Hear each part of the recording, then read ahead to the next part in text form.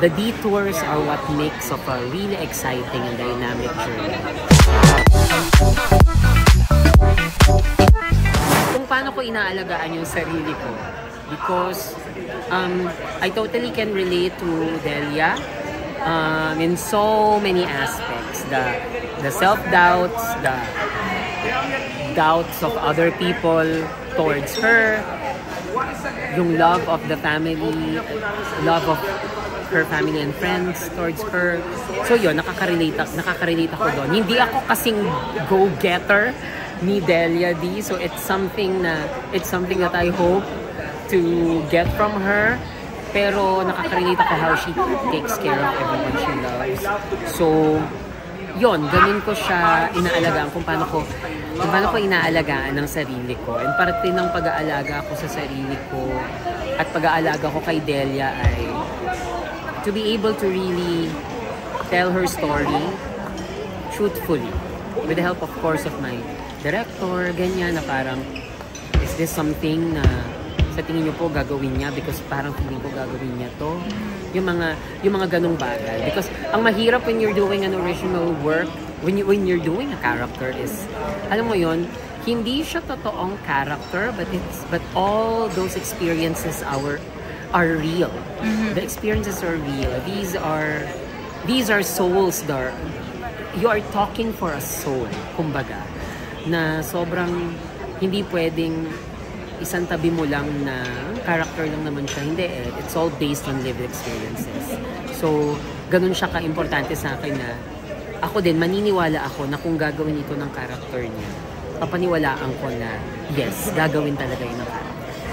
It's a lot of processing. I was so lucky na yun, parang last year pa nila sinabi sa akin, so I was able to like talk to some friends because this is the first time that I'm a lead in any theater show.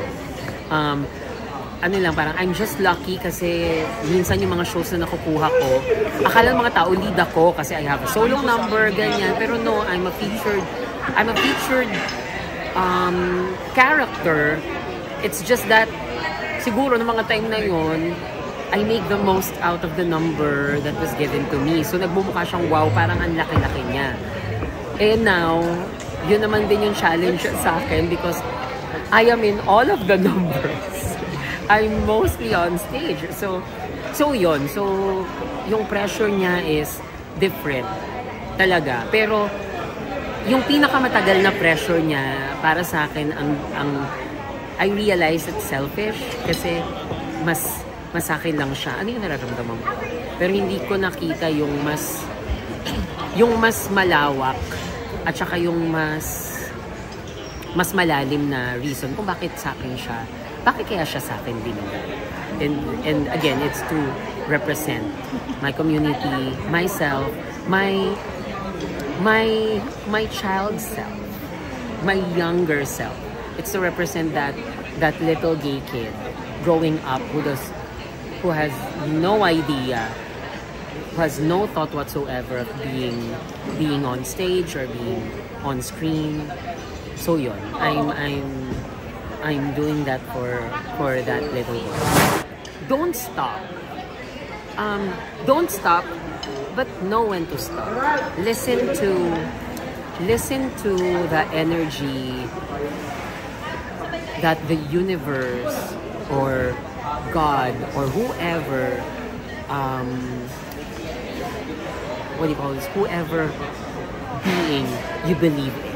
Kasi sometimes sobra tayong fixated to a goal or to a dream na minsan may sinasabi sa atin na hindi natin pinapansin. Napapunta din naman doon, pero sobra tayong fixated na ito yung dapat kong gawin para maabot yon. Hindi ganun. Iba-iba tayo ng journey. But as I said, the things that are meant for us will always find its way to us. The things that are meant for us will never miss us. Kahit na ano yan. So, it's good to have a goal. It's really good to have a goal. But also be open of those possibilities. Because that's what journey is about. hindi lang siya straight line. Boring yun kung straight line lang. The detours are what makes of a really exciting and dynamic journey. So, be excited with your journey.